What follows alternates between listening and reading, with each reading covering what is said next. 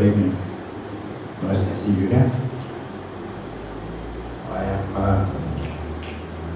Dadah Diku, or Bante Kiwi, if you like. I've discovered that people are having difficulty with the word Dadah. So, I know in the Sri Lankan tradition, often the monk's first name is the village that they come from. But I figured that Tamaki Makaurau might be difficult for some of you people as well. So I thought if you have a first name for me, it'll be Kiwi. That'll be Bante Kiwi Nyana Dadah or Bante Kiwi, which should make life a lot easier. So there'll be no offence if people start calling me Kiwi, none whatsoever. So it's a pleasure to be here. So I'm slowly making my way around many of the Ti-Ratana centres here in Kuala Lumpur. It's becoming like my home away from home, being at Ti-Ratana. So it's quite a pleasure. So tonight, my talk is labelled from Dadah to Dhamma. And so as you can imagine, this is basically my life's journey from point A to point B, so to speak. At least I've done it in the right direction. Better to go from Dadah to Dhamma than to go from Dhamma to Dadah. That's definitely going the wrong way. So, I grew up in Auckland City, over on the North Shore. The socio-economic situation that I grew up in was not a bad socio-economic situation. Materially speaking, I basically wanted for nothing. At the time of my teenage years, there weren't a lot of teenagers that could boast having 8 pairs of Ray-Ban sunglasses that their mother had given to them. Ray-Bans were very expensive back then. I guess they're probably still expensive today. And I had one for each day of the week. And one, I don't know, maybe it was for going out at night time or something, because cool people wore sunglasses when they went out at night, and believe me, I was cool. So, I did have a good upbringing. I didn't need a lot, materially speaking. So, but we have an education system in New Zealand. We have our primary education, so it's about 4 or 5 years old up to about the age of 10. And then we have what's called an intermediate school. We do 2 years. So it's sort of 11, 12 years old. And it's a transition from primary into the high school years. When I was in Form 2, this is the second year of my intermediate education. I think this is where things got set to start going wrong. When I was about, I think I must have been 12, but I was in the second form. And one day I'd gone around to a friend's house. There's a few of us went around, like you do when you're 12. And my friend's parents, they'd gone out somewhere for the day. They jumped in the car and they'd gone off somewhere. But they had another car parked in the garage.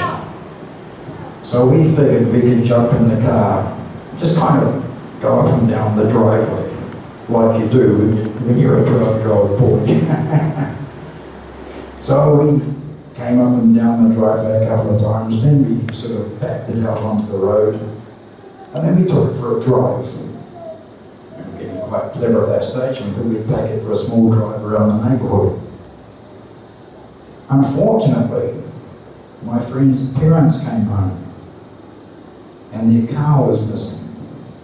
So they phoned the police to say that somebody had pinched their car. So we're driving up the road, and next thing there's a police car behind us with its lights flashing, and we get pulled over. And get taken home to our various parents to explain what had taken place. But we had this stupid thing that used to happen at our intermediate school. If anybody got into trouble with the police went to the school and told them about it. So one Monday morning, we're sitting at assembly, and the principal comes down, he gets up onto the stage, and then he announces to the entire school, he calls our names out, makes us stand up in front of the entire school, and he announces that we've been arrested for stealing a car on the weekend. You've never seen 4 prouder 12-year-old males, as you saw that day, standing there with our little chests puffed out. We were so cool. We'd been in trouble with the police. And it was kind of starting to set the way my life was going to take off. Because there was a lot of adoration. The girls, they loved us. You know? We were the bad boys. And so the girls were like getting very interested in the bad boys.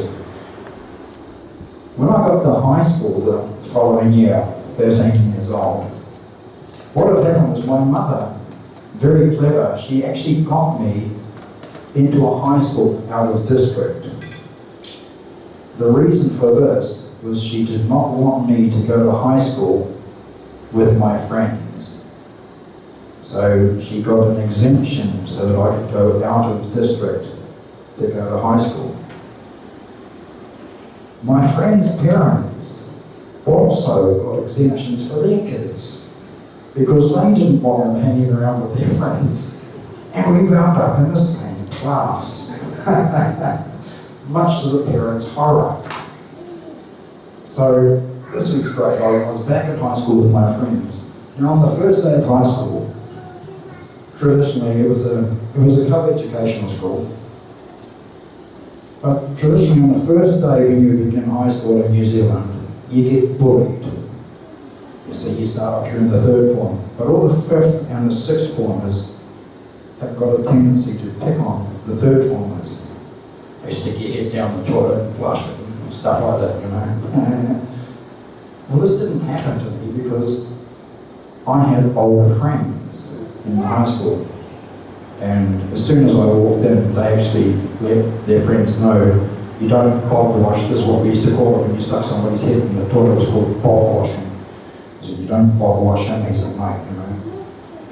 And so I wasn't going to get bullied in that way, which kind of put me back on the call list as soon as I started my new high school.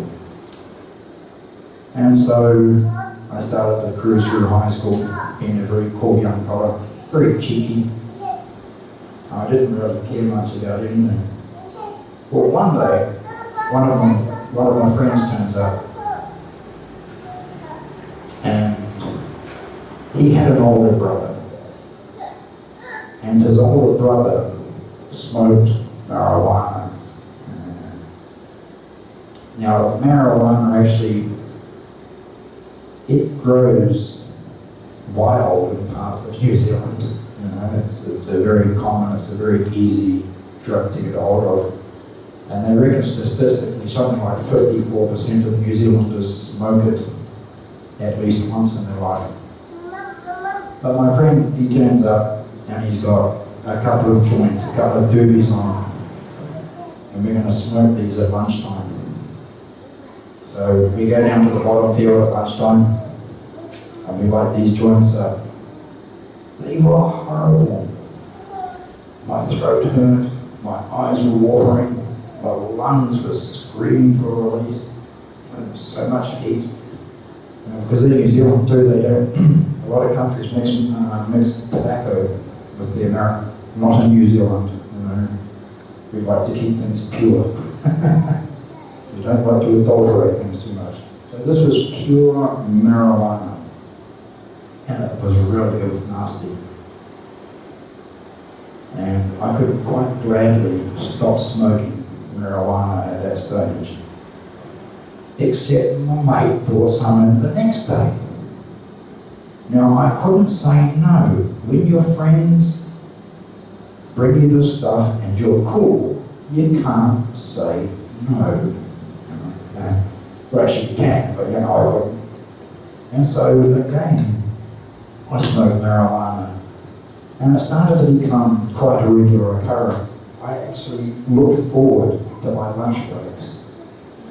And we would go down to the bottom field, we would smoke up large, and we'd get stoned.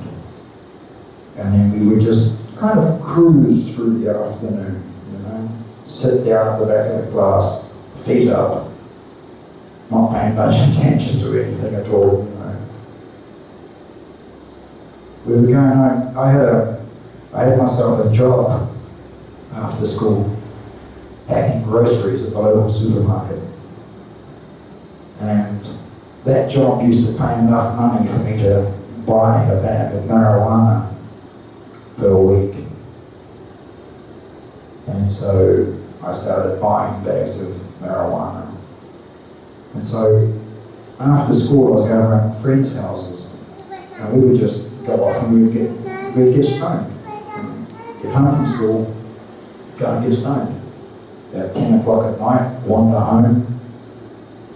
I don't know what my mother thought, because I used to walk through the door straight to the refrigerator. Because when you smoke marijuana, you get what they call the munchies. It's a incredible hunger. Go straight to the fridge and start eating whatever was there. Then I'd go to bed. And so I kept this up throughout high school. It was just a little bit of schoolwork and getting stoned and loving every minute of it, I was a bad boy. Finally, at the age of 15, I dropped out of high school. I think a teacher had said to me, "I don't think we can teach you anymore." And I thought, "No, you're not clever enough to teach me anything." And that was it. I was out of there. I just dropped out and started working occasionally. And of course, working just it gave me more time, more money to score more drugs. So by the time I was about 16, 17, I was taking a lot of pills. There were so many things. You could go to the chemist shop back then. We were quite intelligent young fellows, because we knew what you could take that would get you high. And these were things that we could legally purchase at the chemist shop. Some you needed some alcohol to trigger it. Others, you just took enough of these tablets or mixed this tablet with that tablet and you would get a result. And then I also learned which household plants I could brew up. I learned the recipe. There are certain things. There was one plant that's very, very common in New Zealand gardens. I won't name it just in case any young Kiwi picks up what this thing and goes out to the backyard and these things that are on YouTube.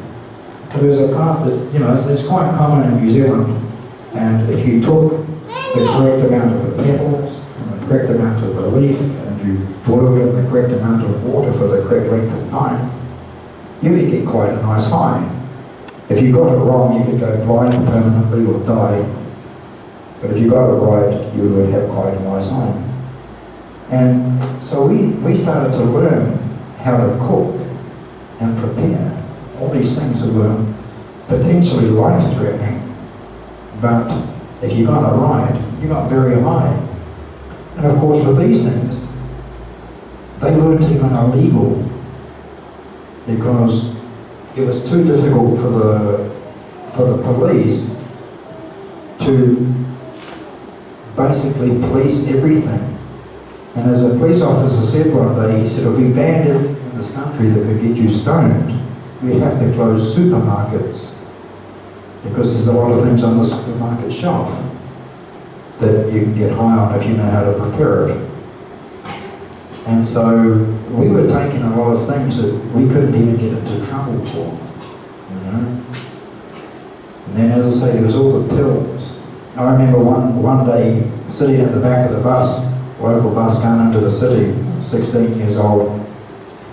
This young lady, she gets on, you know, she used to pay the driver at the front of the bus.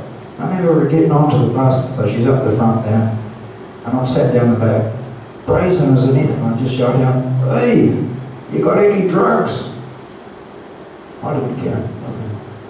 And while she's trying to pay the bus driver and get her ticket, she's rifling through her handbag. And she's going, "Oh yeah, I've got some of these, and I've got some of these," and she had a little pharmacy sitting there in there, you know. And she comes down the back of it, she gives me about, 10 tablets, and I just ate the whole lot. Because I didn't care, I was going to get home.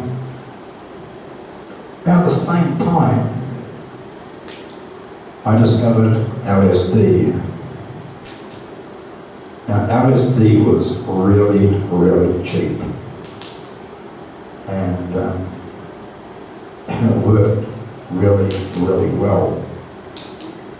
I remember on one occasion I was living in this, a bit of a DOS house really. It was a private hotel, a whole bunch of rooms, very cheap accommodation. And one Friday night, I'd taken some acid. I was going to go because it was like a 5-minute walk into the city. And so I took some acid, waited in my room for it to kick in. So then I was going to go outside, all the pretty lights. As I came out of my room, I closed the door, and there was 2 policemen stood in the corridor. Now apparently they were looking for somebody, not me. They were looking for somebody else for some reason. And another person who they'd been talking to, who just moved in, apparently said to these 2 police officers, "I haven't been here long, speak to him. He's been here a while." So the police turned around and they said, "Can we talk to you for a minute?" And apparently I just turned around as I was trying to escape out the door, just saying to them, "I haven't taken any acid, you can't prove a thing." And they had to open the door so they let me out, because I was trying to push it open and it was a door that pulled inwards. And this is what some of these drugs could do to you. But I was enjoying the drugs. I just thought that it was, I literally used to work to get stoned, to get high, Well, I was getting into a lot of trouble. I was, had gotten involved in the gang scene in New Zealand. And at the age of 19, I actually had to flee New Zealand or die, one of the two, And so I took off, I left New Zealand, and I thought I'd leave all the violence behind that I'd been getting into. And so I took up a hippie lifestyle, which was quite cool, because the hippie lifestyle, there was the woman, there was the drugs, there just wasn't the violence, so it was a little bit better for me. Well, with the hippie lifestyle, first of all I got into heroin, because heroin wasn't a drug that was freely available in New Zealand at the time. I discovered heroin, and I got myself a bit of an addiction for a few years, until one morning I woke up and saw myself in the mirror and saw somebody about 20 years older than I was staring back at me. And I realised, once again, that I was looking at death, and I had to do something about it and move away from that situation. So I managed to stop doing the heroin, but the drugs I still wasn't prepared to let go of. And but I started to do more and more travel at the time. And my travel started to take me to places like India.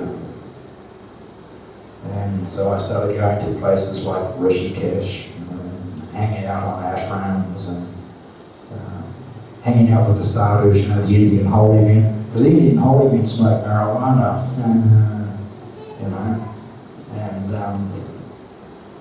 and you can sit with them and smoke marijuana, and the police won't touch you because you're obviously with the holy men. So you literally sit on the streets with this. They have these things called chillums. It's a big clay pipe, stuffed full of marijuana. So I can sit on the streets and legally smoke marijuana. This was brilliant, I loved it. But the sadhus actually see marijuana as a holy herb, and like a lot of other hippies, I believe the same thing. We used to smoke marijuana to meditate. Mindfulness. Mindfulness of smoking marijuana. And we actually believed that, or I believed, that when I smoked marijuana and sat down to meditate, all the weird things that I was seeing was actually the reality of the universe. When I took LSD and the walls started to pulsate and faces and stuff would come out, I actually believed that was the reality of the universe, that I was seeing the universe as it really operated. The walls did move, the faces did appear.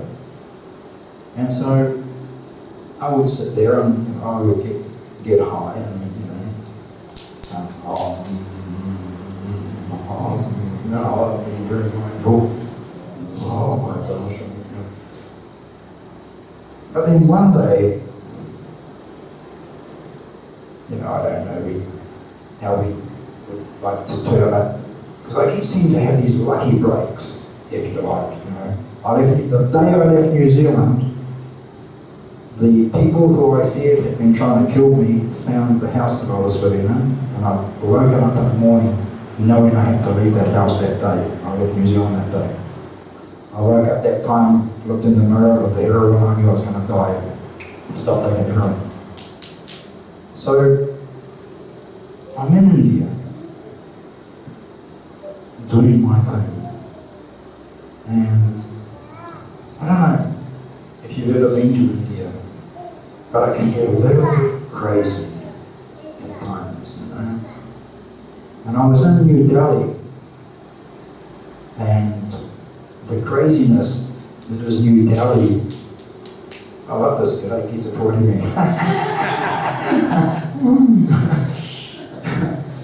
New Delhi's a crazy place. There's a lot of people in India. There's a lot of people in New Delhi. And it seemed like every time I went out of my hotel room, there were beggars, little kids, elderly people, lepers, you name it, all wanting a few rupees or something to eat. And it was getting too much for me, and I'd gotten to the stage, I was sitting in my hotel room and ordering meals in. I had cable TV, and I was trying not to go out onto the street. And somebody suggested that I should go up to northern India. They said, that's where the Tibetans live. They said, they're really quite chill people, they're really calm, really relaxed people. I thought, yeah, I need that. So I booked a bus. The bus goes up to a place called Dharamsala. And just above Dharamsala is McLeod Ganj. And so I got up to McLeod Ganj. It was February. And there seemed to be a lot of people coming into McLeod Ganj at this time, and everybody's quite excited. And they're going, oh, isn't that great? The Dalai Lama's coming to town. I didn't know this. I went, oh yeah, cool. I'd heard of the Dalai Lama. Didn't know much about him, but I heard it. I'd seen him on the TV. Seemed like a nice bloke. Happy man. So, that's cool. And he does these public teachings. because it was actually the Tibetan New Year, the Losar celebration. So I thought, you know, I'll go and I'll have a listen, see what this man's got to say. So I started to attend these, it's like a 2-week public talk that he gives. And at the temple, he's got a little radio station, so you get a transistor radio with a headphone, and they translate it into various languages. So you just got to find the frequency, and you can get the translation. And I was sitting there, I was just more interested in, like, you know, this is cool, this is because I was still quite stoned. There's a lot of hash to be found in that particular part of India. And so I was smoking a lot of hashish at the time. And I was just enjoying my time being near the Dalai Lama, you know. He was talking one day, and he said something about karma, and he said reincarnation, not rebirth or rebecoming, he said reincarnation. But something inside me woke up that day. Something inside me said, I know this. Yeah, cool, yeah, exactly, I know this. And so I really started to listen to the teaching of the Dalai Lama. Well, sometime getting towards the end of the teachings, he called people forward, anybody who wanted to take refuge in the Triple Gem. They could come forward, take the 5 precepts. So at this stage, I'm excited. You know, so yeah, that's me. I'll come forward. There's a whole bunch of people come forward. Me go for refuge. For the 5 precepts. And I remember being so happy with this newfound religion of mine.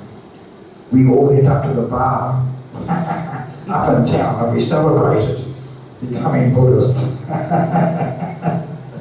was wonderful. Woo. I'm a Buddhist. And so at that stage, I wasn't really practicing Buddhism. Slowly but surely, I tried to get more serious, but I was still doing the drugs. I was still meditating while smoking marijuana. And in actual fact, I'd actually gotten quite clever because I was taking 5 precepts every morning, you know, because I thought you've got to take your precepts. So Monday to Thursday, I would take 5 precepts. Friday and Saturday, I used to take 4 precepts because I didn't want to break the 5th one. I figured if I didn't take it, I couldn't possibly break it. So I was still playing in Buddhism. And, you know, I had that Western mindset. You know, Westerners have, they've got this thing, I call it cut and paste Buddhism. So all of you people that have computers know what that's all about. You know, we take an article, we take a piece out. And Westerners love Buddhism because they say, it says you can do what you want. There's no bad in Buddhism. There's no evil in Buddhism. There's no sin in Buddhism. There are no thou shalt not. You know, the Bible says thou shalt not kill, thou shalt not steal, thou shalt not commit adultery. The precepts don't. The precepts basically say, it's probably best if you don't kill. It'd be best if you don't steal. You know? But there's no thou shalt nots. And so basically in the West they say, we're allowed to do these things. Which I guess is true if you're not worried about the impact of karma. And so this is the way that I was treating Buddhism, was I can take it or I can leave it, you know. If I do, there's no such thing as doing wrong, so I can do what I like. It's going to be okay. And there was even people that would say to me, you know, I'd be out partying and getting all crazy, and people would say, I thought you said you were a Buddhist. I didn't say I was a good Buddhist, you know, I was just a Buddhist. It's okay, you know. But then slowly but surely, the things did start to drop off.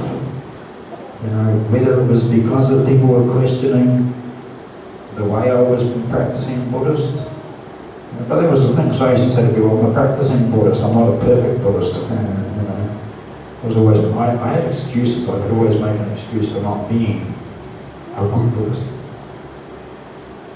But slowly, things started to lose their flavour, you know.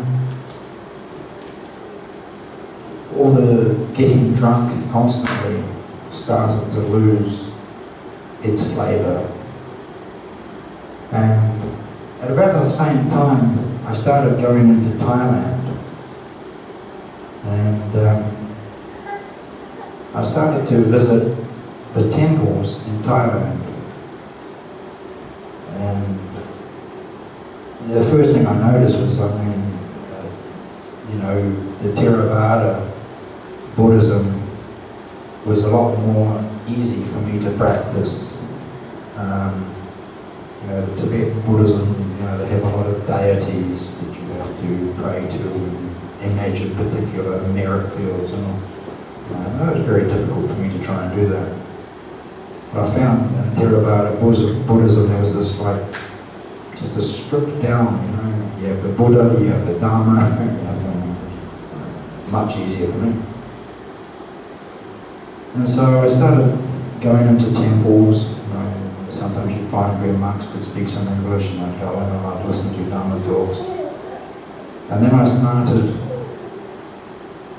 going to meditation courses. And got told, basically, that you can't meditate while you're stoned. That was a surprise to me. You know, I've been doing it for years. But then they actually spoke about what mindfulness was all about. And so I started to take my meditation a little bit more seriously. You know, and so I started to, I'd go and I'd do a 10-day course in a temple somewhere, put on the white, and go and stay in a temple for 10 days, observing noble silence. And basically, you were drug-free, you were alcohol-free. Unfortunately, I quite often when I left, you know, I came straight down to the bar. Just did a 10-day meditation retreat. Oh, good. You know, start drinking again. But slowly but surely, I started to see that even this wasn't the Buddhist way. And I used to work roughly 4 months a year. On a bad year, I might have to work 5 months to get my money together to travel. And, you know, I'd spend the rest of the time just basically on vacation, having a nice time. But it started to end up, I found myself spending more and more time sitting in temples. So I'd have 7 months off work. I'd spend 6 months sitting in a temple, just doing meditation and listening to Dhamma talks. And slowly but surely, you know, my whole life started to take on a new meaning. And the drugs got left behind. First of all, it was the first thing I was able to get rid of was the taking of drugs. And that left me basically with alcohol and women, which were my two other drugs of choice. But even then, I started to see how unsatisfactory things were. And that, you know, the alcohol wasn't causing me a great deal of happiness. You know, I mean, often I would find that I was drinking just to be one of the boys, you know. In New Zealand we have a very big drinking culture. Here in Buddhist countries you have the Buddha, the Dhamma and the Sangha. Now in New Zealand we have rugby, racing and beer, which is pretty much the triple champ of your average Kiwi. And you're almost expected to drink, you know. But I started to find that there was no attraction to that. And then one day I was sitting around and I thought to myself, you know, I'm spending 6 or 7 months of the year sitting in a temple. Why don't I ordain as a monk? So then I made a list. Reasons to become a monk, reasons not to become a monk. You know? And the reasons not to be a monk just get shorter and shorter and shorter and shorter. You know? Until I realised just how unsatisfied I was with my life. You know? I mean, relationships. For me, a long relationship was 3 months. You know, that was almost like being engaged. I'd been out with a woman for more than 3 months. Yeah, it was almost like, you know, I was married, you know. And so, obviously relationships had never been doing a lot for me anyhow. If I couldn't stand to be with a woman for longer than 3 months, there was obviously not a lot of happiness there. And so all of these things, they started to fall away. And it ended up on my list of reasons not to become a monk was cutting my hair. I had lovely long hair.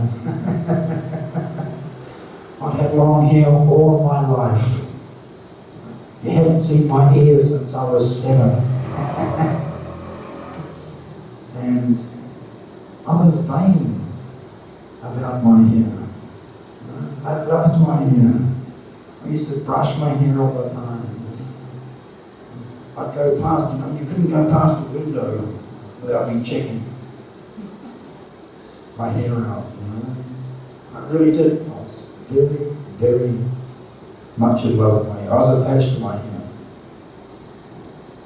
But it was the only thing that was stopping me from becoming a monk. Was I couldn't even imagine what it would feel like to be bald. And so one day I was in England working, doing some fruit picking, and I was on the internet and I started to ask, you know, I was thinking about maybe ordaining as a monk. Can anybody suggest any good temples? And I was sort of going in Thailand or in Myanmar. And one girl got back to me and she said, have you ever thought about Malaysia? And no one else, you know. You don't associate Buddhism with Malaysia. Sri Lanka, yeah.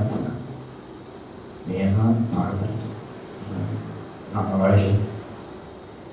And I was like, why? And she said, there's a really good place in Dadah, the Buddhist hermitage in Dadah. So I googled it, and I contacted them and said that I was thinking about ordaining. And so they said, well, you know, you can come and you can, you know, stay in the temple for some time, and you know, we can observe how things are going. And so I quit my job. You know, I'm just not really quitting, I mean, you know, it was like 4 months a year, 5 months a year.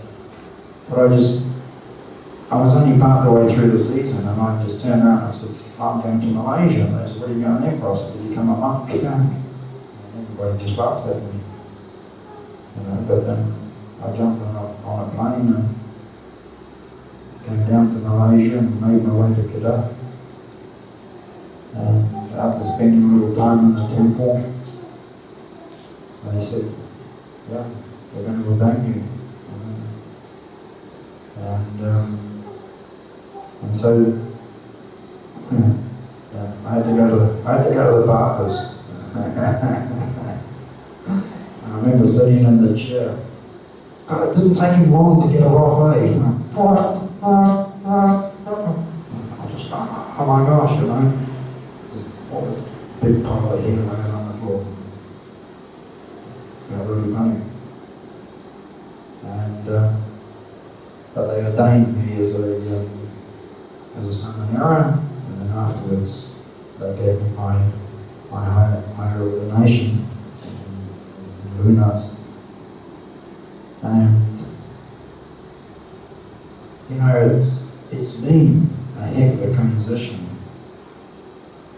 Coming from those days of the sex and the drugs and the rock and roll, and the gang warfare and all that sort of stuff. And the road's been up and down. It's not been a completely straight or a flat road. And people sometimes ask me, they say, don't you regret the things you did in the past? Like, no, not at all. I did it. Somebody said to me one day, oh, it must have been your karma to be a drug addict. No. Being a drug addict was karma that I made for myself. that was my own volitional intention, Karma didn't make me a drug addict. That was my own personal choice. But, I don't regret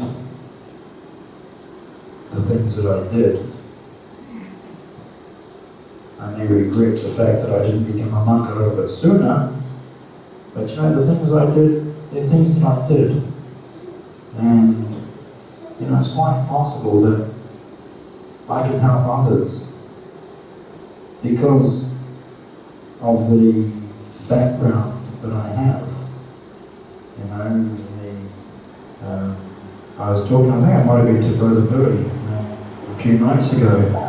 I've got a friend in New Zealand. He's a Baptist pastor. And when I was still living in New Zealand, he actually asked me once, he was doing a Christian camp. And he said, how'd you like to come and be a counsellor? I'm like, no thanks, not interested. And when he said to me, I've got a lot of at-risk young people. He said, you've been there, you've done that. He said, I could try and tell them about drugs. He said, I can sit there with a book. Well, this is what happens when you smoke this, and this is what happens when you take that, and this. He said, they're not going to listen to me. He said, but they just won't listen to you. He said, because you've been there. He said, you're talking from experience, And there were some people, some youngsters, who, as a result of hearing about what I'd been through, they became very interested. They wanted to listen. And these were kids that were already starting to smoke marijuana, and were possibly going to head further down the track into worse drugs. And so, when people say, do you regret your past? No, I don't. My past is my past, it happened. It didn't kill me. I'm still going. Some people say I should donate my body to science because they reckon I should have been dead years ago. Maybe that's true. But that's where karma kicks in. People say, people say to me, what made you become a monk? Karma wipaka. This was my time. It was my time to become a monk. And when we look at some of the suttas, we can see there were some pretty bad people who became monks in the Buddha's day. not all of his disciples were saints when they signed up for the monkhood. You know, it's not, but it was their time. You know, and I'm blessed that my journey, you know, took me to places like India. You know, yes, it was a long circuit, you know, as that song, the long and winding road, you know. Just typical of me, I couldn't take the straight road up. You know, I sort of deviate here, there, and everywhere. But I have no regrets, and especially the decision to not only to become a Buddhist, but the actual decision to become a good Buddhist, a practicing Buddhist, you know, because if there's one thing that we need to make sure that we're all doing these days, and I was talking to another monk about this today, because he asked me about, he said, how do we go about being missionaries? And I said, we practice the Dhamma according to the Dhamma. That's how we go about being missionaries in a modern world, is we have to walk the talk, you know. And so, you know, it gives me great pleasure. You know, nobody would think back in the 70s, I was more likely to be, people would have, if I said to people I was going to be a monk when I was 50, they'd have laughed. If I had said to them, I'm probably going to be doing a life sentence in prison when I'm 50, they'd have probably nodded their heads and agreed, you know, because that was the road I was heading down. You know, I was going to get into some serious trouble. But as I say, once I started practicing the Dhamma according to the Dhamma, or trying to practice the Dhamma according to the Dhamma, that was when the release came. And that was when I realised that the happiness that I've been chasing for so long, I've been chasing happiness out there. And I've been in here all of the time, I just hadn't realised it, you know. And so today, I'm sitting here in Kuala Lumpur, talking to some really nice people, you know. I can be me, I don't have to pretend to be anybody else, you know. And that's a really, really beautiful thing, that I can just be myself today, you know. I don't have to try and impress people. You know, I don't have to live the lie that I lived for so long. And so, yeah, basically that's my story. The story from Dadah to Dhamma. Sadhu, sadhu, sadhu.